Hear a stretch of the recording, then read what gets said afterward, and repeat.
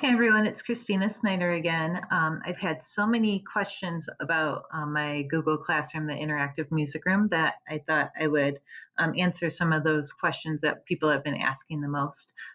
First, I'm floored that so many people have taken this idea and run with it. And it's neat to see even like classroom teachers using it.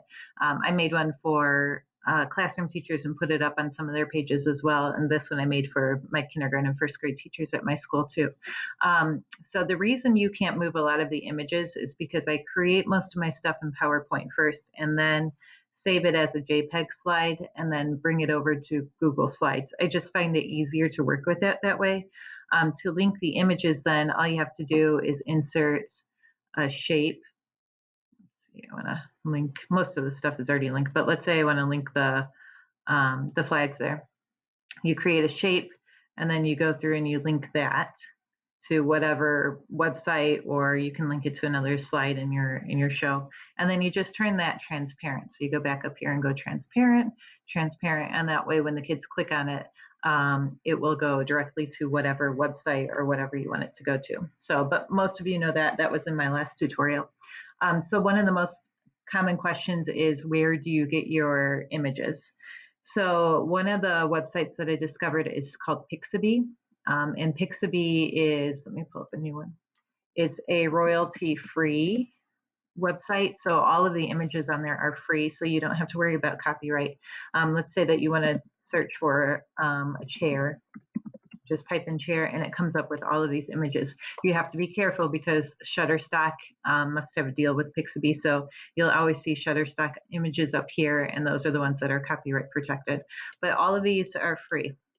And what I like about it is that a lot of them are already in a form where you can just copy it and get rid of the background. You don't have to use the background remover tool. But let's say that you find one that you want to use, like maybe you want a red chair or something. All you have to do is hit copy image and put it into your PowerPoint. And go up here to picture format, make sure it's highlighted. Go to picture format and remove background. And anything that is in purple will be removed. So if it's not quite right, all you have to do is click mark areas to keep, and it will start kind of trying to figure out what you want and what you don't want. If there's areas that you don't want, you just have to X over them. And then when you're done, I know this isn't completely done, but you can hit keep images and there's your image. So not a great example, I'm sorry. But you can see, here's one that I'm working on for my next project. All of these images I just kind of pulled off, and some of them were already done, some of them weren't, but that's a really great tool. The other question is, where do you use it? So I usually link my Google Classroom, let me get rid of this, into the ends of my slides, or an interactive room into the ends of my lessons for the kids that day. So for instance, I did a breakout lesson. And at the end of the lesson, they had to find me.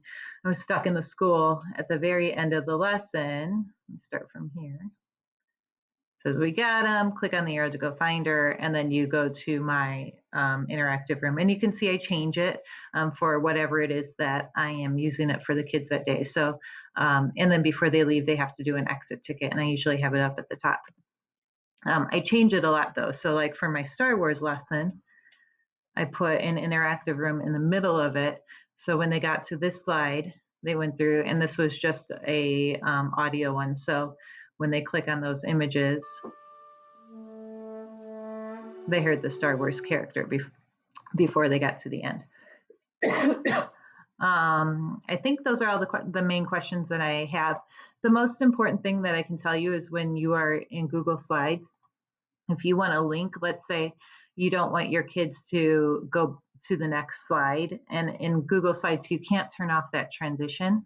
The best thing that you can do is insert a false image. So that transparent image that I was talking about, if you look at this slide, I actually have a huge image over the top of that. So the kids can't just click through. They're forced to click on the arrow to take them back to the slide if they got the wrong answer.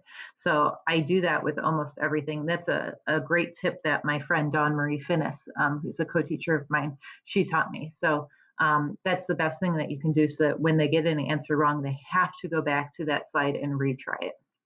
As always, if you have questions, you can feel free to message me on any of the music Facebook groups and stuff like that.